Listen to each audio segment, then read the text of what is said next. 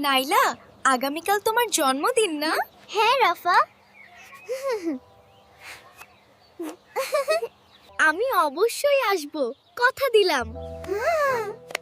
তাহলে এটা প্রতিশ্রুতি।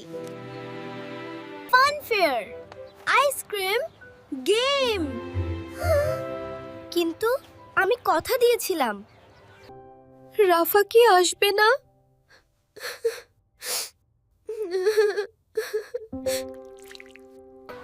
আমি কথা রেখেছি তো।